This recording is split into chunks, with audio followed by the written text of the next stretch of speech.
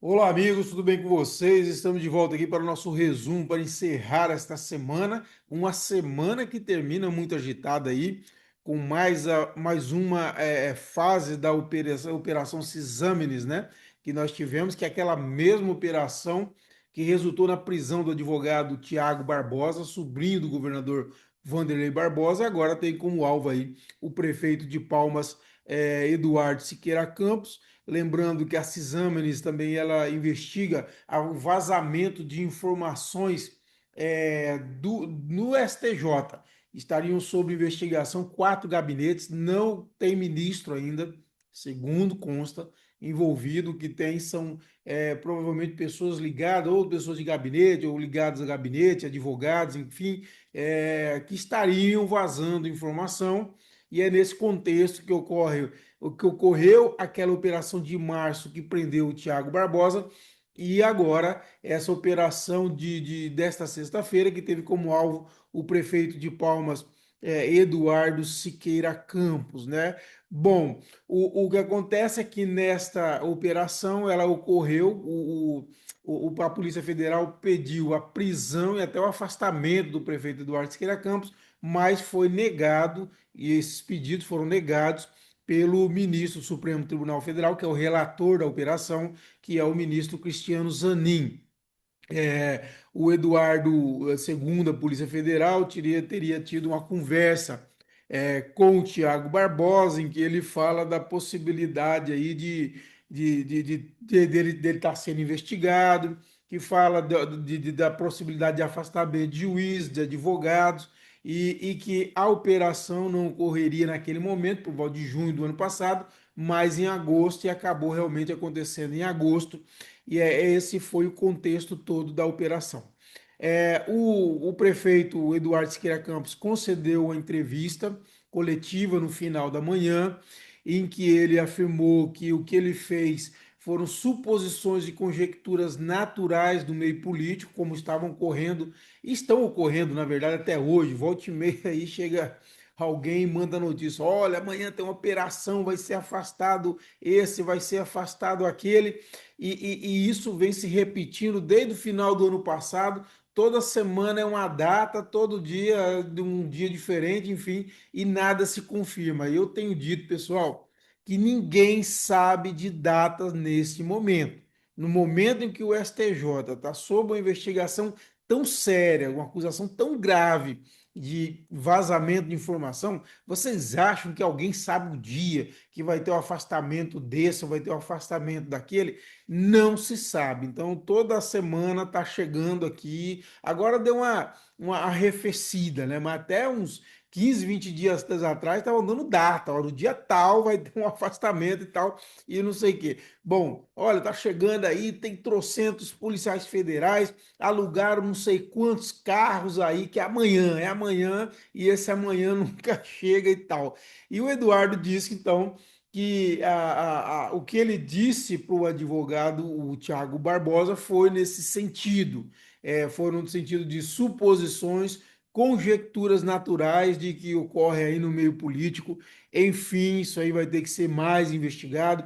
Ele mesmo falou no vídeo que está aí nas nossas redes sociais, que ele postou também nas redes sociais dele, que ele não tinha informação privilegiada. Ele diz que foram apreendidos os celulares dele e da primeira-dama e secretária de Assistência Social, a Poliana Siqueira Campos. E é isso, né? Agora, o resto é aguardar investigação, desdobramentos, que eu digo sempre, é operação da Polícia Federal, é nada mais do que levantamento de informações, coleta de tentativa de buscar provas daquilo que tem algum indício, mas não significa que ninguém é culpado, né? Isso é muito importante ficar claro. Eu sempre digo em todas as operações. Nós tivemos a Operação Maximus ano passado, que citou aí que envolveu o nome de duas desembargadoras, e logo depois foi provado que elas eram inocentes e não tinham nada a ver com a história. Então a gente tem que ir devagar com o andor. Tanto o prefeito quanto a prefeitura, a Secretaria de Comunicação, fala uma coisa importante, né? Eles dizem o seguinte: olha, que essa operação não tem qualquer relação com atos da gestão do Eduardo frente à prefeitura e tampouco com seus mandatos anteriores, ou seja, não é nenhuma, não pega em nada de irregularidade que ele estaria cometendo na prefeitura. Não existe isso. Não existe irregularidade sendo investigado na prefeitura e tampouco de mandatos anteriores. É isso que ele está dizendo. É o que está em investigação realmente é a possibilidade de vazamento de informações sigilosas, né? E o Eduardo disse nessa nota, através da Secretaria de Comunicação, que ele não é alvo de investigações que tiveram informações vazadas e que não mantém fontes privilegiadas em tribunais ou em qualquer outra instância do Poder Judiciário.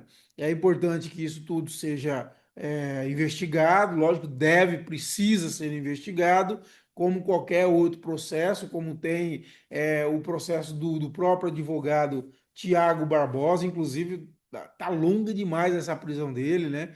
Eu primeiro, assim, eu acho que o Thiago, ele tava contando garganta, como se diz no popular aí, pro doutor Elvésio, naquela conversa com a Polícia Federal, e acabou entrando de gaiato no navio, né? Mas, enfim, de toda forma, todo o nosso respeito ao trabalho sério, muito sério da Polícia Federal, do Supremo Tribunal Federal, e que precisa de toda investigação. E aí, logicamente, que tem todo o apoio da sociedade, né? Bom, outra matéria interessante e importante desta sexta-feira é que nós recebemos aqui do Ministério Público Estadual, que é o seguinte, que o Grupo de Atuação Especializada em Segurança Pública, o GAESP, do Ministério Público Estadual, ele ajuizou uma ação civil pública para cobrar do Estado um planejamento de concurso para os próximos 5 anos. Por quê? Isso que é importante, pessoal. O Ministério Público, o GAESP, ele aponta que nós teríamos um déficit de policiais militares de 5.500 agentes. Olha, 5.500. Por que que ele diz isso? Porque a lei estadual, deixa eu achar aqui para vocês, número 2944 de 2015, prevê que o efetivo da Polícia Militar é de 9.000 homens. Agora, como nós temos, eu fiz a conta, né? Como o próprio Ministério Público, o GAESP, fez essa averiguação e levantou que nós temos um déficit, olha só, de 5.575 homens policiais militares, isso significa que nós temos, então, neste momento em atuação, 3.425 policiais militares. Isso significa, em relação àqueles 9.000 de efetivo total que deveríamos ter, apenas 38,1%. Isso é muito sério, né? Isso é muito sério, porque fragiliza a segurança dos municípios. Não é, logicamente, um problema deste governo, é uma questão histórica. Eu acho que os policiais vêm aposentando e não vinha ocorrendo a reposição dessas peças que iam sendo reformadas, né? E isso precisa ser feito. Até porque o Estado viveu, até 2018, uma grave crise de crise fiscal que impedia até qualquer gasto, inclusive a realização de concurso. Para realizar concurso, você vai aumentar a folha de pagamento. Então, isso significa que você tem que ter gordura para você poder queimar. E o Estado não tinha. O Estado recuperou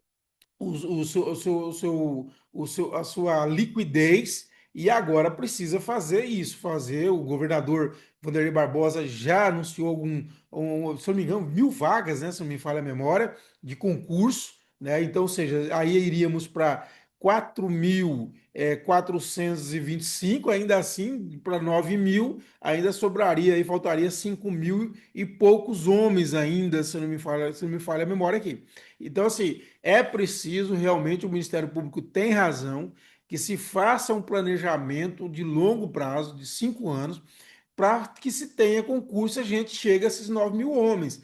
Nós temos cidades aí que os prefeitos reclamam que não tem um ou dois policiais militares, né? E isso é um absurdo, não garante a segurança dos municípios. Então, é uma questão muito séria, precisa ser discutido, lógico, do ponto de vista de segurança pública, mas também do ponto de vista da capacidade de pagamento do Estado. É por isso que o Ministério Público deve estar pedindo um planejamento aí em 5 anos, para justamente o Estado conseguir absorver esse gasto necessário aqui. Bom, e ainda sobre a Polícia Militar, outra informação que a Defensoria ingressou com uma ação para mudanças no teste de aptidão física feminino do concurso da PM. Olha só, a Defensoria, por meio do núcleo especializado tal, propôs uma ação civil pública visando assegurar condições equitativas para mulheres no teste de aptidão do concurso da Polícia Militar do Estado. Segundo da Defensoria, essa ação foi proposta por causa da ausência de resposta à recomendação expedida pelo órgão em março, em que foi recomendada a adequação do edital do certame quanto ao teste de barra fixa feminina, né? A medida tem como base fundamentos constitucionais, técnicos, legais que apontam a necessidade de diferenciação dos testes físicos entre homens e mulheres. A ação civil pública também está baseada em parecer técnico que evidencia as diferenças biomecânicas entre os sexos, sobretudo quanto à força nos membros superiores, o que torna a exigência atual desproporcional e potencialmente discriminatória. Eu já vi alguns comentários em redes sociais, nada a ver, né? Tipo assim, olha, as mulheres não querem direitos iguais, mas agora está querendo um tratamento diferente. Pessoal, peraí, isso é ignorância mais profunda, né? Você não pode exigir, dentro das condições físicas do homem, da mulher, da biomecânica, o mesmo número, por exemplo, de repetições, o mesmo esforço físico que um homem faz que a mulher consegue fazer. Eu acho que a defensoria está coberta de razão. Eu acho que tem que ter, de acordo com o sexo, a capacidade dele de desempenhar determinado número de exercícios, de repetições do exercício. Não dá para você colocar o mesmo exercício, dependendo do exercício, a mesma força para o homem que exigindo a mesma força da mulher. Isso aí, não, eu acho que a defensoria está certo, abre margem sim para discriminação, é uma ação justa. Eu acho que tem que ser, não é privilégio para a mulher, não, é respeitar a biomecânica. A biomecânica do homem e da mulher. Da mulher não é igual do homem. Isso aí é muito claro. O defensoria está sim coberta de razão. Bom, o presidente da Assembleia, Amélio Carnes, ele concedeu uma entrevista ontem ao meu amigo Stoff na íntegra, e ele falando sobre a eleição dele, a pré-campanha. Ele disse que o governador Vanderlei entendeu que o nome dele, Amélio, precisa estar nesse debate sobre a sucessão para 2026. E ele citou uma coalizão que inclui a Dorinha, que é uma potencial adversária dele, a senadora Dorinha, para o ano que vem, e o Vicentinho Júnior, que é do Progressista e que é ligado à Dorinha, até por questão agora da federação, né, União Brasil Progressista, e é um pré-candidato a senador. Eu acho que aí não vai ter como conciliar, né? O Amélio, se ele for candidato do governo, por exemplo, eu acho muito difícil a Dorinha refluir para apoiá-lo para governador. Eu acho que o Amélio tem feito um trabalho agora ganhando ritmo, tá percorrendo o estado, tá consolidando o nome como pré-candidato a governador, ok. Mas acho muito pouco provável que a Dorinha embarque nessa pré-candidatura dele aí. Eu acho que é difícil ela não ser candidata, até porque ela não tem nada a perder, né? Ela tem um mandato de 8 anos. O ano que vem vai completar 4 anos do mandato. Ela tem mais 4 anos pela frente, então ela pode, inclusive, é interessante para ela ser candidata a governadora mesmo que não ganha, projeto o nome já para 2030, etc e tal, vai percorrer o estado, vai manter o nome em evidência. Então, por todos esses aspectos, eu acho muito difícil que a Dorinha não seja candidata o ano que vem. Espero que tenham gostado. Bom final de semana a todos e voltamos na segunda-feira. Um abraço a todos e até a próxima.